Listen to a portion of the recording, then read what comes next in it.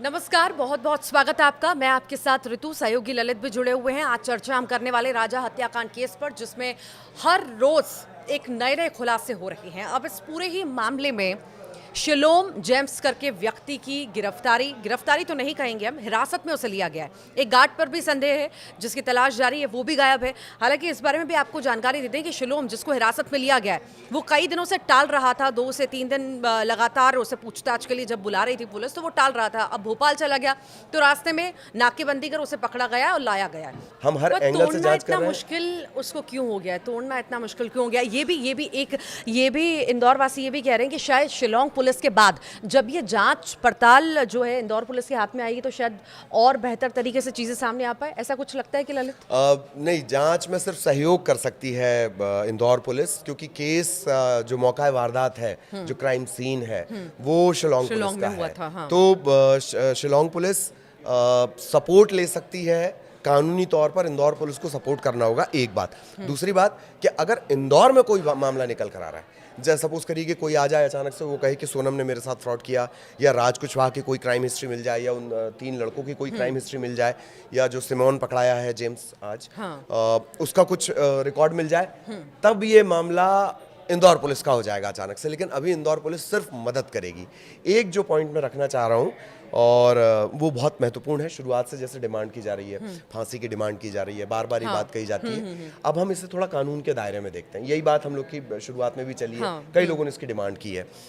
कानून के दायरे में एक तरफ होता है कि सामाजिक जज्बात अलग चीज होते हैं, और अदालत सबूतों के आधार पर देखती है। हाँ, अब जिस तरह की धाराएं हैं, फांसी की डिमांड कर दी जाती है, हर बार कर दी जाती है, लोग जज्बाती होकर कर देते हैं। कोई भी क्राइम होता है, कोई भी क्राइम होता है। बट दिक्कत यह है कि ये कहीं से भी रेयरेस्ट ऑफ रेयर ऐसा केस नजर नहीं आता। ये बात सही है, ये माइलस्टोन केस जरूर है क्रिमिनोलॉजी का, लेकिन ये रेयरेस्ट ऑफ रेयर नहीं है जो जिसके तहत फांसी होती है। इसमें हत्या का मामला बनेगा, इसमें हत्या में सहयोग का मामला बनेगा, इसमें हत्या की प्लानिंग का मामला बनेगा, और इसमें साक्ष्य मिटाने का मामला बनेगा।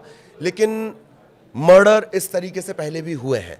चूंकि इस मामले को सुर्खियां बटोर लिया है, तो अगर ये होता भी है, हालांकि अदालत कभी कभी जन भावनाओं का सम्मान करती है, जन भावनाओं का सम्मान जरूर किया जाता है, लेकिन उसके बावजूद भी जो लोग डिमांड कर रहे हैं, फांसी की बात कर रहे हैं, कानून के दायरे से अगर देखा जाए तो फांसी बहुत बहुत मुश्किल है। और हमारा कानून यही कहता है कि एक बार पश्चाताप का मौका जरूर मिलना चाहिए। हाँ, पश्चाताप का मौका मिलेगा। कोर्ट्स है उनके पास, पहले शिलोंग कोर्ट है, उसके बाद हाई कोर्ट में मामला जाएगा, फिर सुप्रीम कोर्ट जाएगा ये मामला। अगर लगातार ये जो फैमिली ये केस लड़ती हैं आगे, तो बहुत सारे मामले हैं, और ऐसे बहुत सारे केसेस आए हैं कि निचली अदालत ने जो कहा है उसे हाई कोर्ट ने पलट दिया, या हाई कोर्ट ने कोई फैसला दिया है तो उसे सुप्रीम कोर्ट की तरफ से पलट दिया गया। लेकिन जिस तरह की धाराएं इसमें लगी हैं, BNS की 103 लगी हुई है, साक्ष्य छिपाने की धारा लगी हुई है, हत्या में आरोप की धारा लगी हुई है, और सबसे बड़ी बात, आप प्रूव कैसे करेंगे कि सोनम और राज इसके मास्टरमाइंड हैं?